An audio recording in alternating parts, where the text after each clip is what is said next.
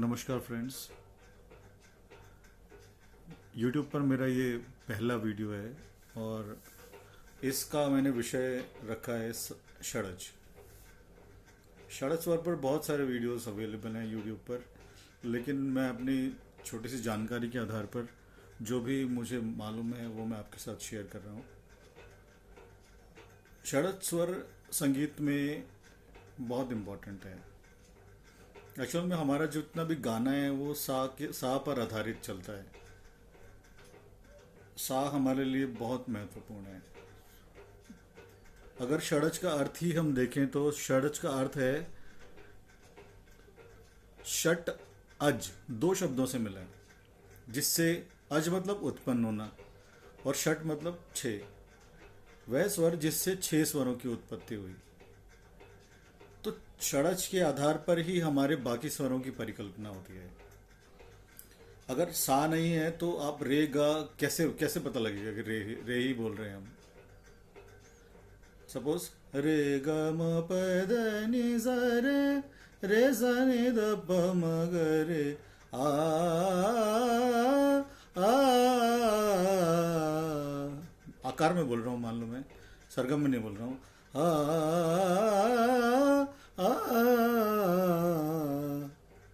तो अगर उस रे को सा मान लोगे आप, मैं तो कह रहा हूँ कि रे गा मा पा धा नि सा रे बोल रहा हूँ मैं आपको, आपको सारे गा मा पा धा नि सा सुनाई दे सकता है। तो मेरे हिसाब से तो रे शुद्ध स्वर गा रहा हूँ मैं, रे गा मा पा धा नि सा रे सा नि द प म ग रे। और आपके लिए वो काफ़ी भी हो सकता है, सा रे गा मा पा धा नि सा ने द प म ग रे सा। तो एक ही साउंड है, आपको अलग सुनाई दे सकती है। तो इसलिए सा आधार होना बहुत ज़रूरी है। उसके आधार पर ही निश्चित होता है कि हम कौन सा स्केल गा रहे हैं। तो सा स्वर से ही हमारा जो संगीत है वो सब स्वरांतर पर बेस्ड है ना। जैसे सा रे सा ग सा म सा प सा धा सा नी सा। तो ये सा है, उस सा से रे का जो अंतराल है उसकी वजह से वो सा है, उसकी वजह से उस अंतराल की वजह से वो रे है, वाइस वर्सा है। मतलब वो जो स्वरांतर है सा रे सा गा, ये जो स्वरांतर है सा गा सा म सा प सा धा सा नी सा, ये सा है।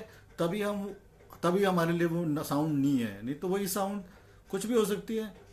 पिच बदल गया, मान लो नी एक साउंड है सा प ब, अगर हम चौथे काले से देखेंगे तो क्या हो जाएगा चौथे काले के हिसाब से। तो प अगर हम फिक्स जो नोट्स हैं वेस्टर्न म्यूजिक के उसके हिसाब से चलें तो C D E F G A B C जो चलता है, अगर हम चौथे काले का सा देखें तो पहले काले वाले के लिए पंचम है। ऐसे ही जो 5.5वें काले से गा रहा है उसके लिए वो दैवत है, जो 5वें काले से गा रहा है उसके लिए कोमल धा है, जो 4.5 से गा रहा है उसके लिए। तो मतलब वो डिपेंड करता है ना, वो जैसे ही हमने सा को खिसकाना शुरू किया वो स्वर तो बदल गया। तो इसलिए सा बहुत इम्पोर्टेंट है। तो अब आगे की बात करते हैं कि सा स्वर का अभ्यास क्यों करना है। अभी तो ये समझ में आ गया होगा कि सा हमारा आधार स्वर है, इसलिए सा का अभ्यास करना है कि जब तक ज़मीन आधा, हम उसको ज़मीन भी कहते हैं, जिस ज़मीन पे हमने सारे एक्रोबैटिक्स करने हैं। तो षड्ज स्वर हमारी ज़मीन है, हमारे गाने की ज़मीन जो है वो आधार जो है वो सा है। उस सा का अभ्यास हमें करना पड़ेगा ताकि हम बाकी स्वरों को समझ सकें सही तरीके से। एक कारण तो ये हुआ सा का अभ्यास करने का। दूसरा, जब हम सा का अभ्यास करेंगे तो हमारे जो वोकल कॉर्ड, जो जब हम गाना सीखना शुरू कर रहे हैं तो हमने उससे पहले क्या हमने अपने गाने गले को उस तरह से ट्रेंड नहीं किया कभी, जो भी दिमाग में आ गया हमने गा लिया। अब क्या करना है, अब हमें उसे ट्रेन करना है। तो सबसे पहले सा से शुरू करेंगे। तो सा बोलने में हमारे साथ हमें क्या क्या मिलता है, क्यों करना है सा को। तो जब हम सा को बोलते हैं तो सा करने से एक तो हमारी जो थ्रो है, वोकल थ्रो है, सा जब आप स्टार्टिंग में शुरू करते हो हम लोग जब मैंने शुरू किया था तो सा हिलता था, सा वाइब्रेशन आती, क्योंकि हमने इस वोकल कॉर्ड को कभी गाने के लिए यूज़ ही नहीं किया, तो उसको स्ट्रेंथ नहीं। हम तो ऐसे ही बोलते हैं ना, या जब चिल्लाना होता है तो ज़ोर से बोल देते हैं, किसी को कान में कुछ बोलना है तो धीरे से बोल देते हैं। लेकिन हम जिस तरीके से गाने में गले का प्रयोग करते हैं उस तरीके से हम बोलने में नहीं करते। तो इस बात को समझना पड़ेगा। तो अब हमें गले को ट्रेन करना है, तो पहले सा से शुरू करेंगे। जब हम सा का अभ्यास करेंगे, सा, तो इस अभ्यास के अंदर कुछ चीज़ें घटित होंगी। पहला तो हमारे वोकल कॉर्ड को स्ट्रेंथ मिलेगी। दूसरे नंबर पे गाने के लिए क्या चाहिए, अगर हम बिल्कुल आधारभूत बात करें तो हमें गाने के लिए क्या चाहिए, आवाज़, और दूसरे नंबर पे सांस। तो आवाज़ को मजबूत करने के लिए हम सा लगा रहे हैं, ठीक है। जब हम सा लगा रहे हैं, सा का अभ्यास कर रहे हैं, तो साथ ही साथ एक घटना और घट रही है कि हमारा जो सांस का विस्तार हो रहा है, हमारे लंग्स की कैपेसिटी बढ़नी शुरू हो गई है, तो हमें लंबा सांस मिलना शुरू हो जाएगा। सा, तो हमारा वोकल कॉर्ड को भी स्ट्रेंथ मिल रही है और दूसरे नंबर पे हमें सांस भी हमारी लंबी हो रही है। ये दो काम हो गए। तीसरा, हमारा जो आधार स्वर है वो तैयार हो रहा है। हमारे दिमाग में, जब हम सीखना शुरू करते हैं तो हमारे दिमाग में एक पिच फिक्स रहनी चाहिए। ऐसा नहीं कि हम अगर हारमोनियम के हिसाब से देखें कि हमने आज पहले काले से गा लिया, कल हमने दूसरे काले का सफ़ेद लगा लिया, कभी हम पांचवें काले से बैठ के गा रहे हैं। नहीं, आपको एक पिच फिक्स करनी पड़ेगी। उस पिच के हिसाब से आप सा बनाएंगे, तब उसका रिजल्ट जल्दी मिलेगा। तो मेल्स का जो स्टैंडर्ड पिच होता है वो सी शार्प या डी या डी शार्प, मैक्सिमम इसी पिचेस से लोग गाते हैं।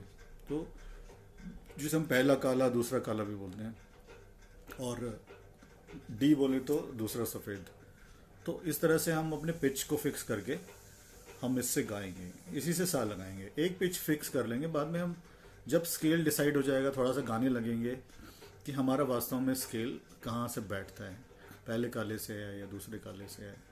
या महिलाओं की बात करें तो, या लड़कियों की, कि उनका चौथा काला बनता है या पांचवा काला बनता है, या उसको थोड़ा सा और 5.5 या 6.5 के बीच में गाने में सुविधा होती है। तो उस हिसाब से वो सा फिर निर्धारित किया जाएगा। लेकिन बेसिकली तो हमें कुछ स्टैंडर्ड साउंड लेके वहाँ से शुरू करना पड़ेगा। तो मेल्स के लिए स्टैंडर्ड जो है वो साधारणतः सी शार्प मान लेते हैं, पहला काला हम भी बोलते हैं हम इसे, और फीमेल्स के लिए चौथा काला या पांचवा काला।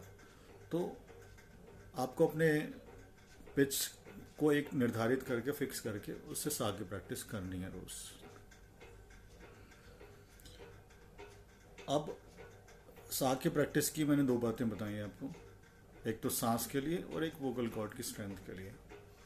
एक बात और मैं बताना चाहता हूँ कि मैंने बहुत सारे लोगों को सुना, मैं भी सीख रहा हूँ काफ़ी टाइम से, लेकिन एक चीज़ मेरे सामने आई, एक ट्रूथ, कि सा कैसे काम करता है, मतलब सा क्यों लगाएं, सा ही से क्या बनता है। तो सा को लगाने में एक साउंड हम कैरी करते हैं। जब हम सा बोलते हैं तो हम सा को कैरी नहीं करते, हम आ को कैरी करते हैं, आ को आगे ले जाते हैं। सा तो एक सेकंड के लिए भी नहीं बोलते, हम आ ही जाता है, आ। अब इस मुंह को जितना मर्जी खोल लो, उसमें से एक ही साउंड निकलती रहेगी, आ।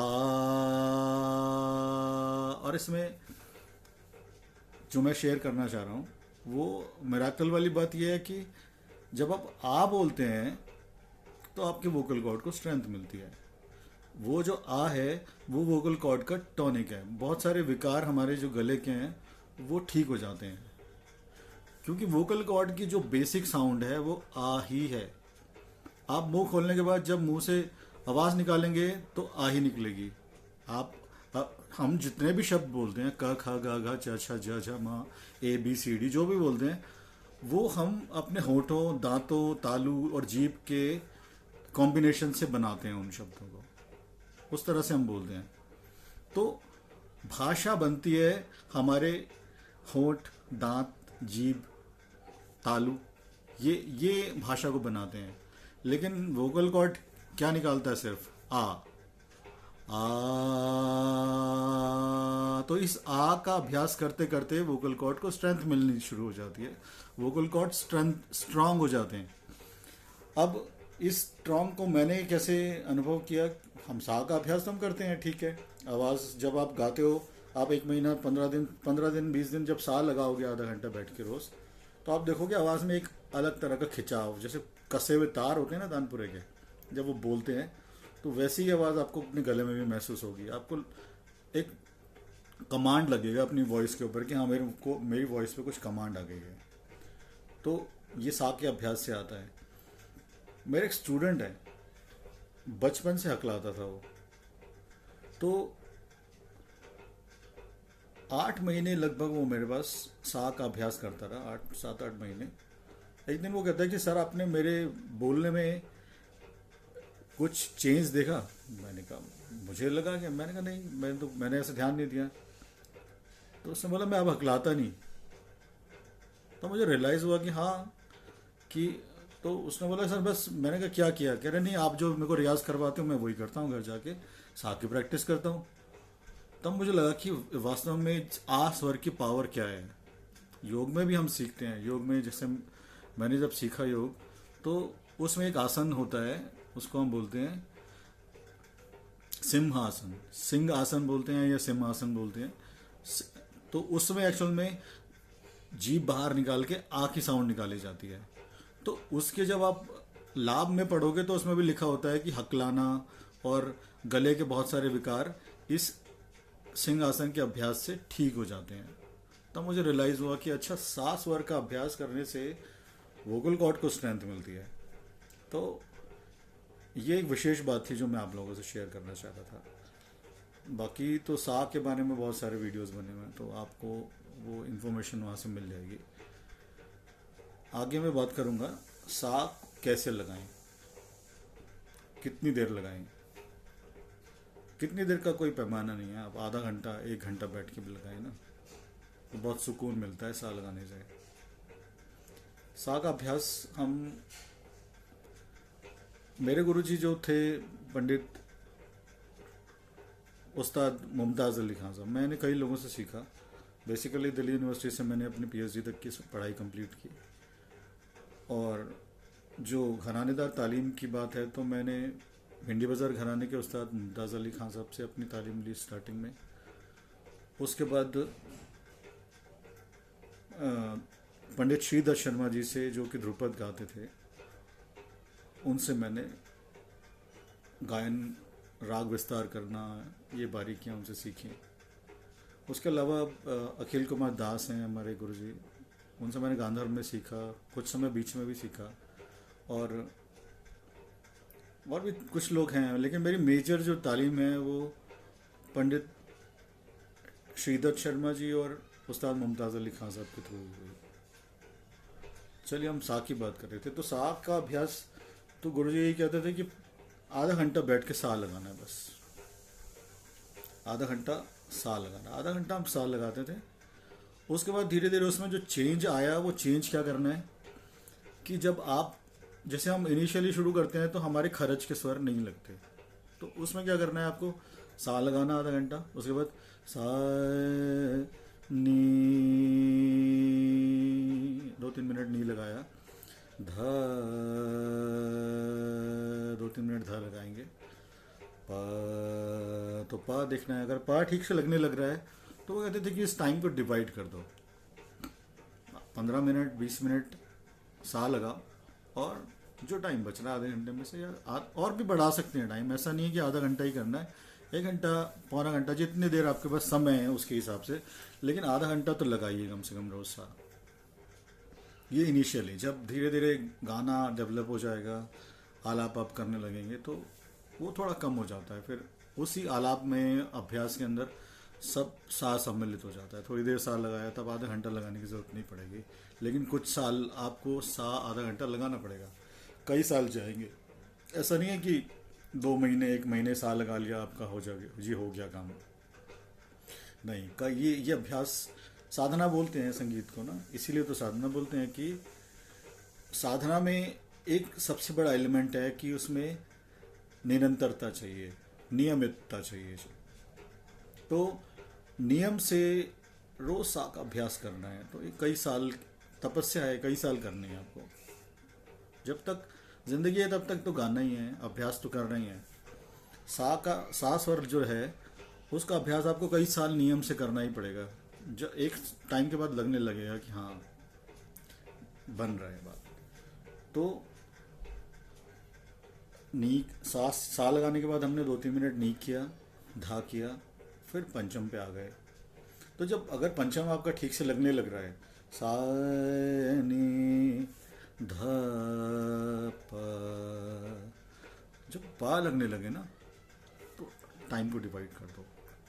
15 मिनट सा लगा, 15 मिनट पंचम लगा, सा लगाया, 2-3 मिनट नी लगाया, 2-3 मिनट धा लगाया, उसके बाद पा पे आ गए। पा आ, यहाँ ठहर गए। और ये इस तरह से हमारा पा और सा का अब हमने अभ्यास किया। उसके बाद एक छोटा सा ब्रेक ले सकते हो, अपना चाय पीनी है, दूध पीना है, थोड़ा सा बादाम वगैरह खा लो, और उसके बाद फिर अपना रियाज शुरू कर सकते हैं हम। तो रियाज क्या करेंगे वो उसकी बात हम बाद में करेंगे, क्योंकि रियाज एक्चुअल में स्टेजेस हैं। हर बिगिनर्स के लिए अलग रियाज है, फिर आप एडवांस लेवल पे चले जाते हैं तो आपके लिए अलग रियाज है। आप हमारा शरीर है ना, जैसे हम अपने शरीर के हिसाब से भोजन खाते हैं, ऐसे ही मेरी मनस्थिति है, मुझे जो पसंद है मैं उसके हिसाब से रियाज करूँगा। कुछ लोगों को गमक की तारें अच्छी लगती हैं तो वो उसके हिसाब से रियाज करेंगे, सीखेंगे सब कुछ स्टार्टिंग में थोड़ा थोड़ा, लेकिन कुछ टाइम के बाद आपको खुद ही पता लगने लगता है कि मुझे गाने में इस तरह की चीज़ें पसंद हैं, तो मैं उस तरह की चीज़ों का रियाज करूँगा। मुझे मीड बहुत पसंद है तो मैं मीड का रियाज करता हूँ। सा मा दा नी सा, अपना टेस्ट है सबका, उसके हिसाब से रियाज शुरू किया जाएगा। लेकिन हाँ, जब स्टार्टिंग में तो कुछ चीज़ें हैं जो आपको करनी है, बहुत सारी रियाज की चीज़ें हैं, लेकिन शुरुआत कैसे करनी है पहले उसको देखना है। तो अभी आज तो हमने षड्ज की बात की, नेक्स्ट वीडियो में हम आगे की बात भी करेंगे। हालांकि YouTube पे बहुत सारे वीडियोस हैं, मैं सोचता हूँ रागों पे बात करूँ मैं, वो एक मेरा पसंदीदा सब्जेक्ट है। मैं बहुत अच्छा सिंगर तो नहीं हूँ, लेकिन हाँ मुझे लगता है कि मैं आप लोगों के साथ अच्छा कंटेंट शेयर कर सकता हूँ। हाउ टू अंडरस्टैंड रागा, उसकी छोटी छोटी बंदिशें, सरगम कैसे बनाएं, कैसे तान को आप डेवलप कर सकते हो, अपनी स्पीड लाना, वो एक टाइम की बात है कि एक समय तक स्पीड की बात होती है, उसके बाद वो उससे परे है। म्यूज़िक तान की गति कितनी लगा रहे हो आप, उससे परे है। म्यूज़िक कुछ और है, वो सब एक्रोबैटिक्स है। मैं एक बार एक प्रोग्राम देख कर आया तो मैंने गुरुजी से बोला कि मैंने कहा गुरुजी आज हमने ना परवीन सुल्ताना जी को सुना, प्लीज़ मैं उनकी कोई बुराई नहीं कर रहा, आप उसको गलत तरीके से मत लीजिएगा, मैं सिर्फ एक घटना बता रहा हूँ। उनका एक कमांड है कि वो तीनों सप्तकों में चली जाती हैं, मंद्र में अधितार में चली जाएंगी, सा लगा देती हैं। तो मैं उससे रोमांचित था, मैं नया सीख रहा था मैं भी। तो मैंने उनको बोला कि गुरुजी आज मैंने उनको परवीन सुल्ताना जी को सुना और वो तो तीनों अतितार की सा लगा दी उन्होंने। तो उन्होंने कहा कि बेटा ठीक है, अच्छी बात है, लेकिन ये तो जिम्नास्टिक है, इधर से लगाओ, जितना मर्जी कर लो, आप जितना मर्जी करते रहो। कह रहे लेकिन गाना तो वो है कि आप 4 स्वर गाओ और सुकून हो जाए आपको। कहते हैं तो लैंग्वेज ऑफ हार्ट है, आप सुकून हो जाए आपको, मतलब इसलिए बोला उन्होंने कि आपको अपना गाना पसंद आना चाहिए, तब दूसरे को पसंद आएगा। ऐसा नहीं है कि आप सोचो कि मैं दूसरे को गाना पसंद करवाना चाहता हूँ कि उसको अच्छा लग जाए, नहीं, ये मापदंड गलत है। जब तक मेरा गाना मुझे सुकून नहीं देगा ना, मुझे खुशी नहीं देगा, तब तक आप उम्मीद कम कर सकते हैं कि दूसरे को खुशी मिल जाएगी उसको सुन के। सो चलिए खैर, अगली बार फिर बात करेंगे। अब की बार के लिए बस इतना ही है। फिर मैं नए विषय के साथ आऊँगा, कुछ रागों की चर्चा करेंगे, किसी एक राग को लेकर एक्सप्लेन करूँगा, कोशिश करूँगा कि उस राग के अंदर कैसे, उसको कैसे समझना है, उसमें कैसे फ्लो करना है। और बाकी आप लोगों का, आप लोग जो उत्साह दिखाएंगे मुझे, मेरा उत्साह बढ़ाएंगे, तो मैं आप लोगों के जो भी प्रश्न होंगे उसको उस तरह से